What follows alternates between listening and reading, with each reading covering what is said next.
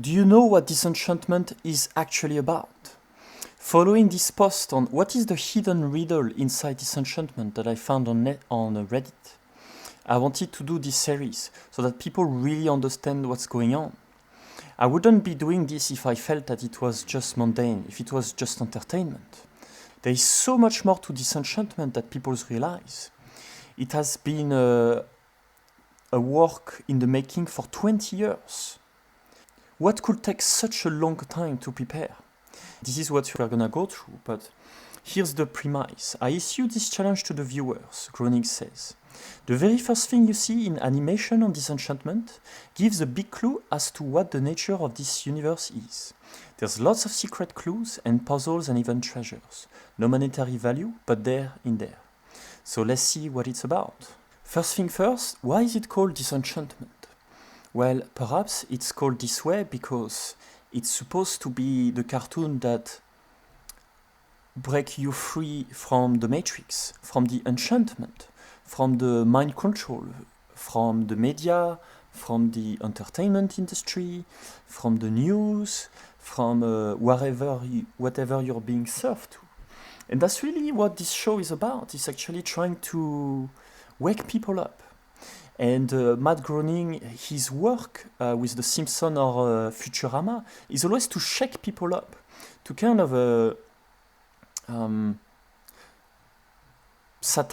make a satire of realities so you understand what's really going on. And this show is going even more for the kill, but the thing that's really interesting about it is like very few people really get it. Because for most people this is just entertainment. It is so much more than this. So let's see what it's about.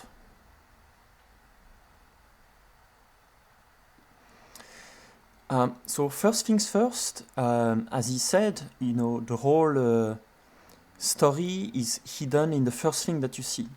And here the first thing that we see is the princess. And you can see a dichotomy between the black and the white in the way that the frame have been put together. And the princess is a symbol for the good feminine, the feminine archetype. You notice that girls, when they are young, they're very attached to the idea of being a princess. It's almost like a built-in belief that they all connect with. And the idea of this work, which spawned from the ancient alchemical tradition, is that you have different characters and archetypes that represent the human mind in different ways. And so the princess is pretty much the archetype of the feminine hero's journey, if you like. And you can see she's so busy looking inward that she does not see that her freedom is right there. So she's like prisoner of her own illusion, if you like. So she's a princess, but she's not happy, she's not fulfilled.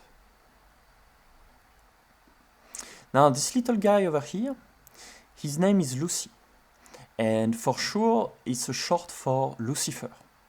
And we will learn more about his role in the story in the future. But you can see there are lots of hidden symbols if you pay close attention over here. The first one is the Rosicrucian. So this is the rose and the sword, which is symbol of the Rosicrucian, which is a symbol for the male phallus and the vagina, the rose. And here on this side we have a squid, or like an octopus. And this represents sort of mind control. But we will talk about it more in the future. Now this little guy over here, his name is Elfo. His archetype is the good masculine. He's sort of the inner masculine child. And his name is Elfo because he's the opposite of ego. He's selfless. He doesn't have a self. Here is the king. And the king represents the ego. He represents patriarchy. And here is the fool. And obviously the king wants to stop fooling himself and doesn't like to be fooled. Third eye.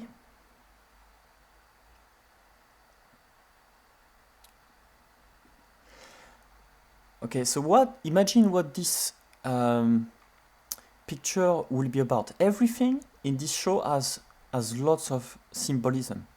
What could this mean? Well, it simply means enlightenment. Enlightenment in the sense of the alchemical tradition, not in the sense of the Buddhist tradition. And here you can see those boats or pirate ships being sunk, because the process of enlightenment, as defined by the alchemical tradition, is one where you confront your own demons. It's not one where you run away from it and you go towards the light. So really this show is sort of a step-by-step process if you want to reach enlightenment. And this knowledge is given to us by the Hermetic tradition, which has been supported by different occult traditions. So for instance, that's the knowledge that the Freemasons hold. And we will see more about the Freemason soon, actually. But that's not to say that this show is Freemasonic at all. In fact, it could very well be the opposite of it. Freemasons are the people who basically moved us away from the Christian dogmas. Benjamin Franklin, Voltaire, even Mozart, Washington, they were all Freemasons. So they were not all bad, but nowadays Freemasons are the people who basically control most governments. Most French presidents are Freemasons. The UK is completely governed by Freemasons as well. And so this is kind of a wake-up call to people to take control back of their destiny and perhaps move more towards enlightenment, which is both spiritual but also mental, which means like you need to have a good understanding of the rules of reality if you want to reach enlightenment. So it's both philosophical and also spiritual, and we will see some steps to achieve it. Can't be more obvious, but this is all about alchemy. This is this knowledge that you see in this show is basically almost like a mnemonic for some very ancient alchemical knowledge. And here you see the three, you will say, protagonists having a pint together. Because the idea is to reconcile your inner masculine and your good inner feminine, and then the spirit, which is represented by Lucifer.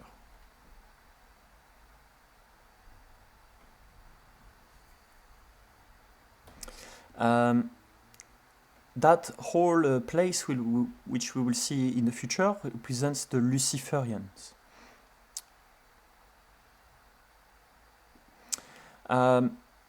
So something that the Rosicrucian believe is that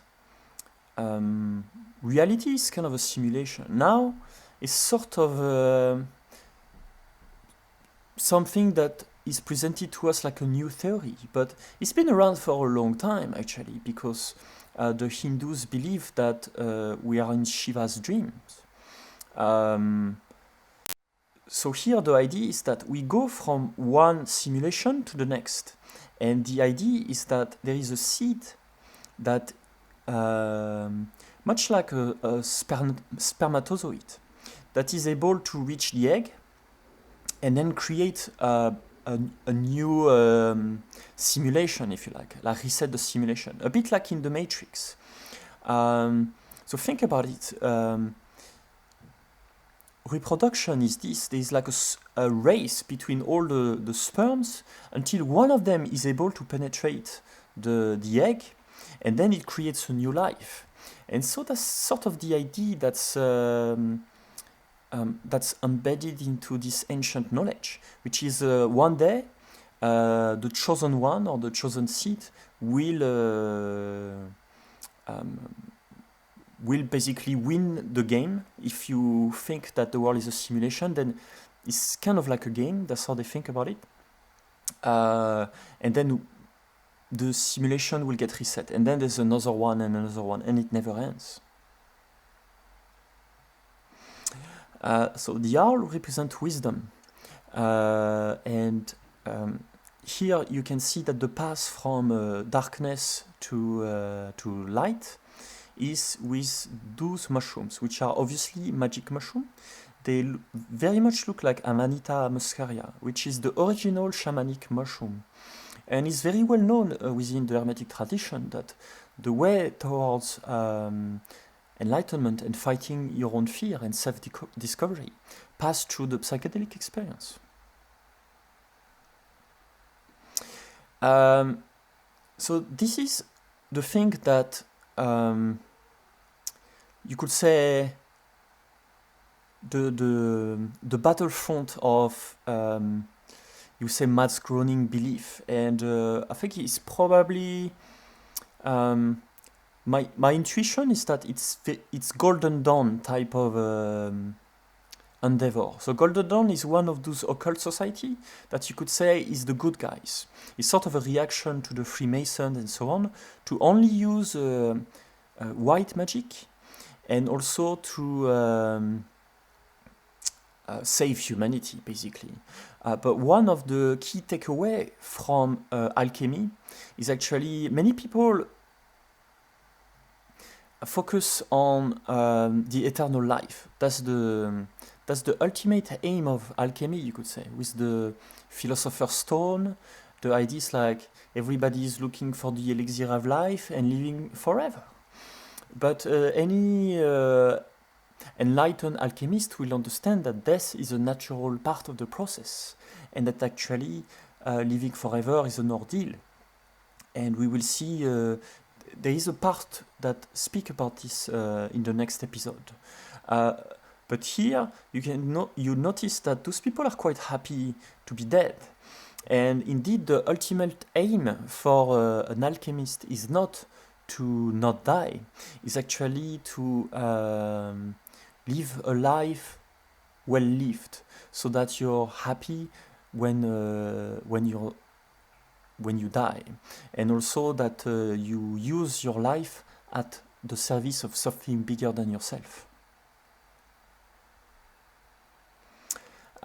So this tree over here, we'll see in a moment, is the gumdrop tree. And everything in alchemy is metaphorical. So the sweet represents the illusion, and the truth is represented by bitterness. And here the gumdrop means breaking free of the illusion, of the sweetness.